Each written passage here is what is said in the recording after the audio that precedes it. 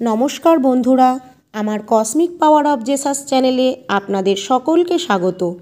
আশা করি ইউনিভার্সের কৃপায় সকলেই ভালো আছেন, সুস্থ আছেন। বন্ধুরা, আপনাদের কি কখনো এমন মনে হয়েছে এই মহাবিশ্বের অসাধারণ শক্তির বিভিন্ন সিগন্যাল আপনার দিকেই আসছে?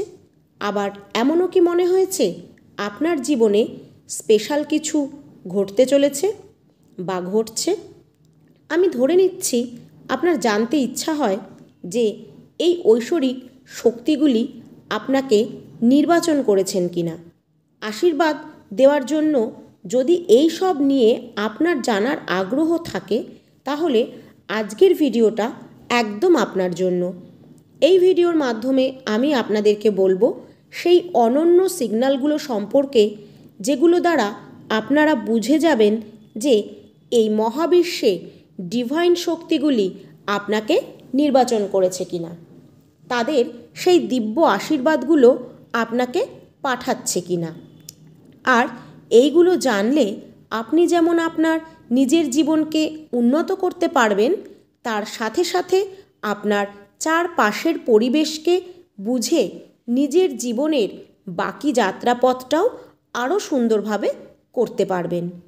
এবার আসি বন্ধুরা ভিডিওটির মূল পর্বে। জেনে নেওয়া যাক এই রহস্যে ভরা দিব্য আশীর্বাদের সংকেতগুলো সম্পর্কে, যা আপনার যাত্রাকে আরও আনন্দময় করে তুলতে পারে। এখানে আপনার প্রথম লক্ষণটা হলো আপনার আচার ব্যবহার। মহাবিশ্বের এই শক্তি শুধুমাত্র তাদেরই সাহায্য করে যারা একটা পবিত্র বা নির্ভেজাল আত্মা ধারণ করে।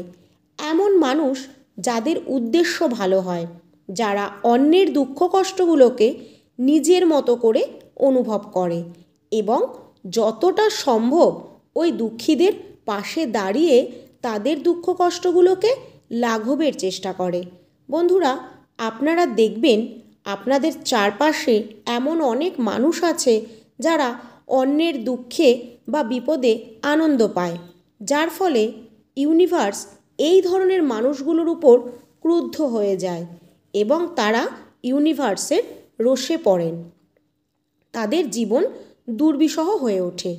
কিন্তু ভালো মানুষেরা কখনো এমন করে না।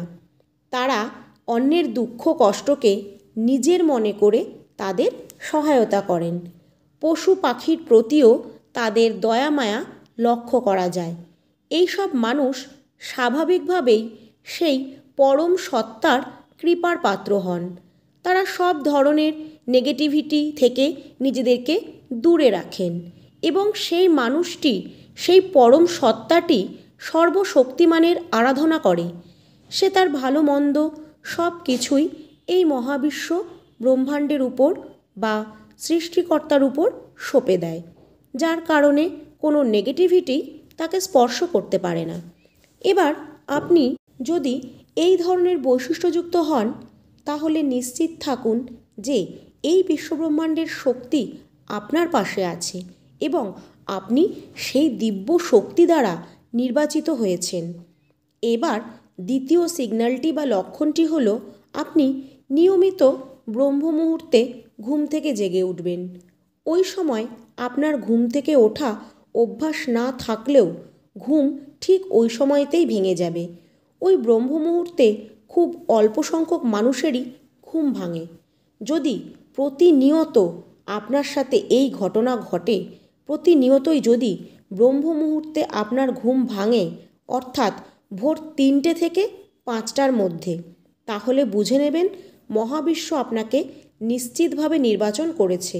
আর এই ব্রহ্ম মুহূর্তই হলো সেই শুভ মুহূর্ত যখন দৈব শক্তিগুলি পৃথিবীতে বিচরণ করে। বন্ধুরা, এবার আসি তৃতীয় লক্ষণটিতে।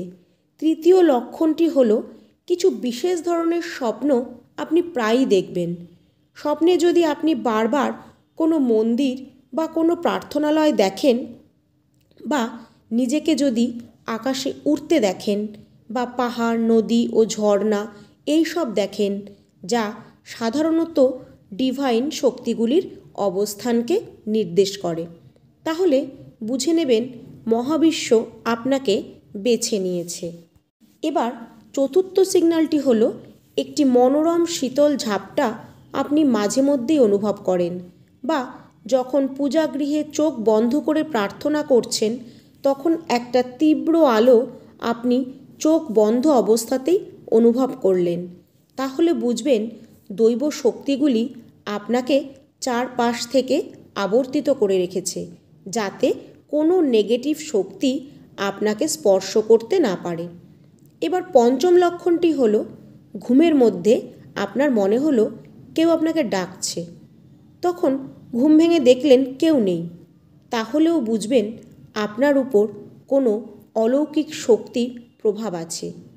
6 নম্বর লক্ষণটি হলো, আপনি হঠাৎই আপনার চারপাশে সুন্দর একটি সুগন্ধ অনুভব করবেন। হয়তো সেই সময় আপনার ঘরে কোনো ধূপ বা সুগন্ধি দেয়া নেই, তাও আপনি এটি পাবেন, তাহলেও বুঝবেন ডিভাইন আপনাকে সিলেক্ট করে রেখেছে ভালো কাজের জন্য।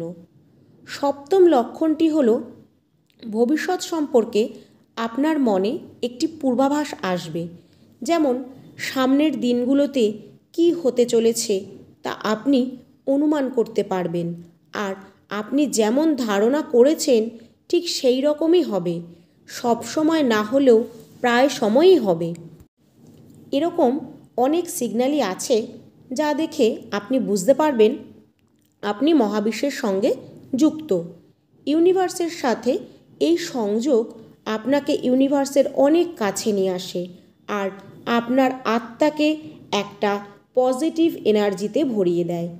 আপনার হয়তো মনে হবে ব্রহ্মাণ্ডে বিদ্যমান ওই মহা ঐশ্বরিক শক্তিকে নিজের কাছে টেনে আনা আর তার থেকে আশীর্বাদ পাওয়া খুবই কঠিন, কিন্তু সত্যিটা হলো তারা সব সময় প্রস্তুত থাকে আমাদেরকে আশীর্বাদ করার জন্য, আমাদের কাছে আসার জন্য।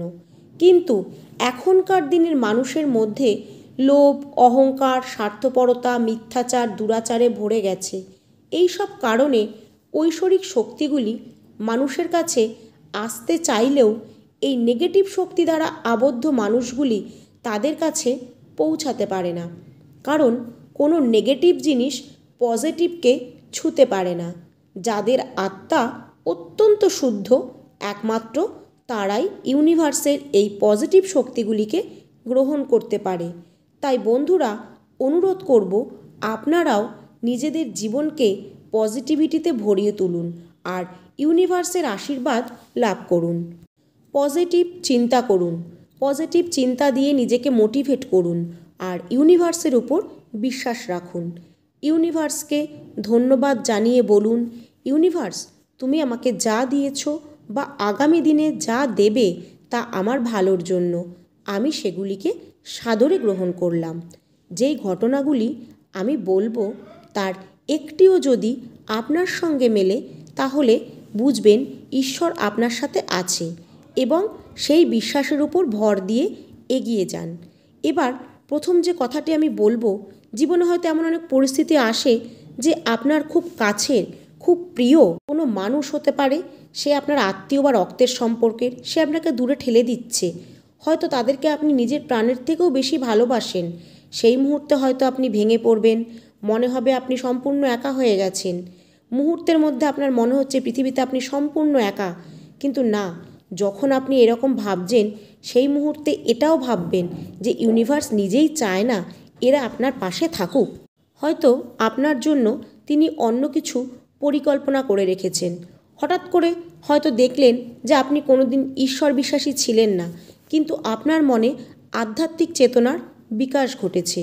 এটি হয় ইউনিভার্সই আপনাকে করাচ্ছে, এটি আপনার অবচেতন মনে আপনি বুঝতে পারছেন না। যদি দেখেন হঠাৎ করেই আপনার ইউনিভার্সের বা ঈশ্বরের প্রতি বিশ্বাস বাড়ে, তাহলে বুঝবেন এটি ইউনিভার্স বা মহাবিশ্বরই পরিকল্পনা।